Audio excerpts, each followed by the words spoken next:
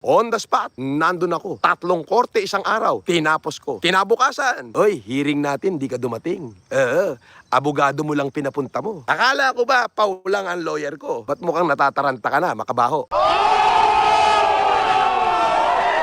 Okay mga kapengyo, pag-usapan ulit natin eto kang si Kamatis, si Kulaong pala mga kapengyo, no, na kung saan nag-live nga ito kanina sa kanyang Facebook page na may pangalang Mr. Caliber FLM mga kapengyo. At dito, no, sa pagkakataon na ito, sinasabi nga niya na parang umurong ata ang bayag daw ni Makagago dahil nga raw hindi ito nagpunta sa kanilang hearing kanina at ang abogado lang daw ni Makagago ang kanyang pinapunta. Oh, wow!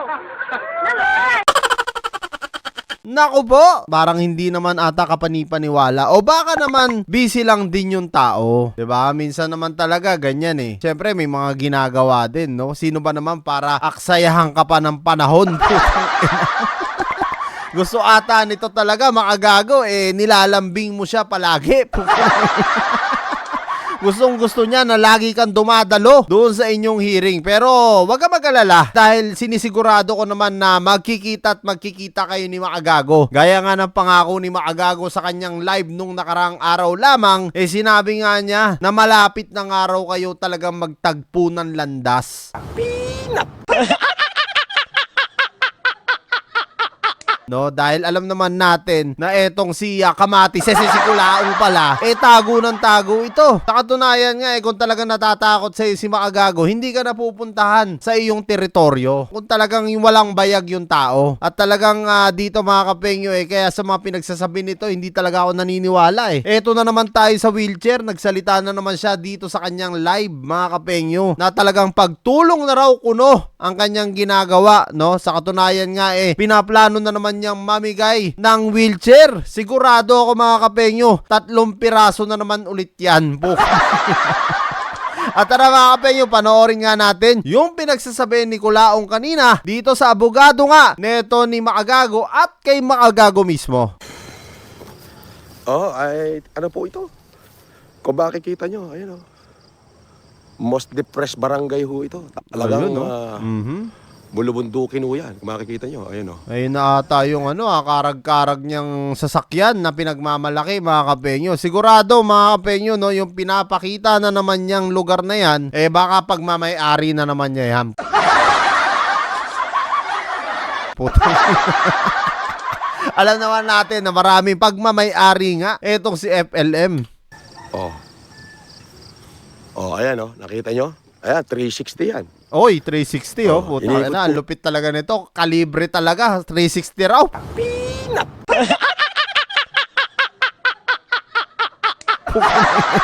Yan ang 360. Di ba? So nandito ho tayo. Tayo ay dayuhan dito sa lugar na ito. Na kung saan ay hindi naman pala niya pagmamay-ari, dayuhan daw. At least umamin mga kapengyo. Marami ho ritong alam nyo na, maraming gwapo. Pero ang dala naman natin pagtulong sa kanilang mga pamilya. At talagang ipararamdam natin sa kanila na kung hindi sila maabot ng government, tayo aabutin natin sila. Kaya yung abogadong ngak-ngak dyan, total, ikaw na may advocate ng PWD, bakit di ka na lang mag-ipon ng PWD at bigyan natin ng wheelchair? At tulong mo ako dyan, di ba? Yan na naman tayo sa wheelchair. Yan sinasabi ko sa inyo mga kapengyo, no? Alam nyo, napanood ko nga to kanina sa kanyang live. Talagang tawa ako ng tawa. Kasi alam nyo yun, lagi na lang nangangako na puro wheelchair. Kasi kung talagang gusto mong gawin yan, wag mo na sabihin. Diba? Yung iba nga dyan, maraming tumutulong dyan, hindi na kailangan ng camera Off-cam na Diba? Bakit kailangan mo pang ayain yung attorney nga na ngak-ngak ni Makagago? Diba? Ngak-ngak ng ngak-ngak. Gusto mo pa kasama mo sa pagtulong. Hayop ka, ng damay ka pa. Lahat ang masama, ikaw ang mabuti. Lagay na yan, ikaw ang mabuti. Kung talagang gusto mong tumulong, turuan kita, Kamatis, Kulaong pala. Ito talaga napapakula. Pag nakikita ko talaga yung ilong nito, talagang nakakamatis ko talaga.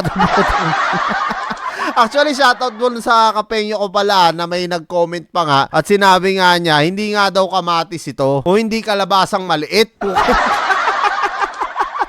Taragis, grabe ang tawa ko doon mga kapenyo. At talagang sa totoo lang, Kulaong, kung ikaw ay tutulong talaga at bukal sa iyong puso, kasi yan naman yung sinasabi niya lagi mga kapenyo. Talagang may mga ibang supporter pa nga siya na nagko-comment sa akin na talagang tumutulong nga raw ito at hindi nga raw nakapanloko ng tao ito. Alam nyo mga kapenyo, hindi naman mababalita itong si Kulaong o hindi naman makukulong ito o hindi naman siya makakasuhan kung wala naman siyang ginagawang masama talaga. Pero ang masakit nito, lumabas na to sa 24 oras, lumabas na po to sa ABS-CBN at sa mga iba pang news, etong si Kulaong sa kanyang mga patong-patong na kaso noong mga panahon na pandemic at nag-aaya nga siya dito sa Mayaman Challenge, 'di ba? So kung talagang walang kaso yan, hindi imbestigahan ng NBI yan. For your information lang po doon sa mga nagko-comment. Kasi bakit daw tinatawag natin manloloko etong si Kulaong? Hindi naman po ako yung tumawag ng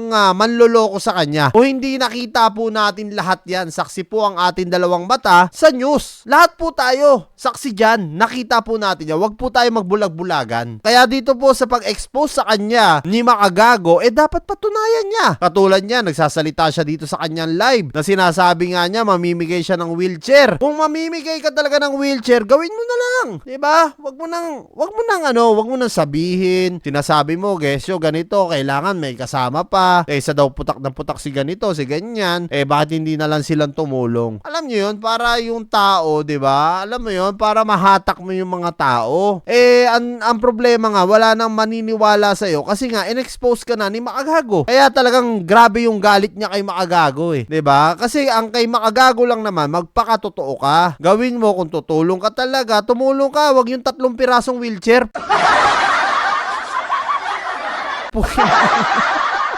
Magkano ba isang wheelchair? 3,000? Palagay mo yung tinulong mo, 9,000 o 10,000. Tapos sasabihin mo, trilyonaryo ka, bilyonaryo ka, marami kang lupain. Sasabihin mo, may mga yati ka pa, di ba? Kung ano-ano yung sinasabi mo, kung talagang mayaman ka, hindi mo na kailangan sabihin yan. Real talk lang mga kapengyo. Kaysa putak ka ng putak.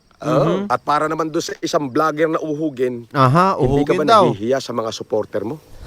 Na ang dami mong sinabi sa akin na wala ka namang natupad kahit isang beses. Ohoy, yan, korekin lang kita dyan, no? Yung sinasabi niya na etong araw si Makagago, marami nang sinabi sa kanya pero wala naman daw natutupad ni isang beses. Yung puntahan ka pa lang doon sa mismong village mo, tinupad na niya yung pinapangapangarap mo na magkita kayo. Diba? Eto, magaling din mang baliktad mga kapenyo. Hindi naman sa kinakampihan natin si Makagago mga kapenyo. Eto po'y saksi lang, no, ng ating dalawang mata, yung nakita natin, yung nasaksihan natin, yung narinig natin, di ba? Ang akin lang mga kapenyo, kung talagang totoo ang sinasabi nito ni Kulaong, kung talagang gusto niya makipagkita kay Makagago, di ba? Nung panahon na sabi niya na nasa Isabela siya at luluwasin niya itong si Makagago, na inantay-antay pa siya ni Makagago na magkita sila sa pangalawang pagkakataon sana ulit dahil pagkatapos puntahan siya ni Makagago sa kanyang village, nag-live tong si Kulaong at sinasabi ni Kulaong doon, pumunta raw si Makagago, nag-akselang ng oras, wala naman daw siya doon, nasa Isabela siya. At sinabi niya, wag daw mag-alala si Makagago, pupuntahan niya mismo ito sa bahay ni Makagago. Inantay siya ni Makagago, pero hindi siya pumunta. So paano mo sasabihin, Kamatis,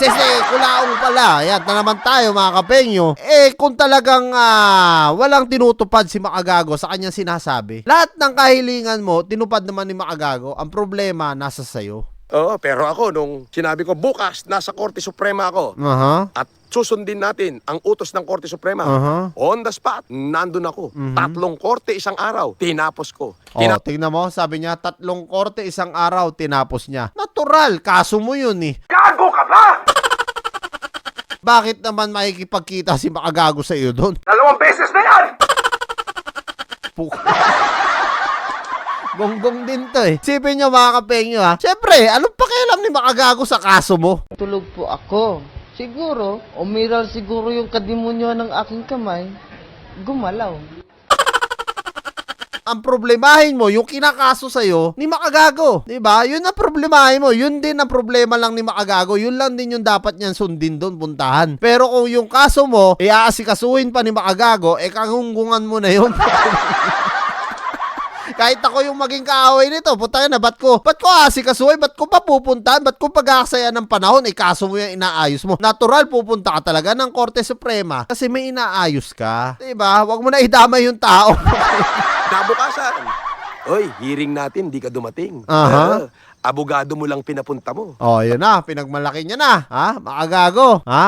Eto, sigurado ako sasagutin ng Makagago to. Kasi, nagmamalaki niya rito na hindi nga raw pumunta si Makagago at attorney lang ni Makagago ang kanyang pinapunta. So, parang sinasabi niya rito sa madaling salita na naduwag sa kanya si Makagago.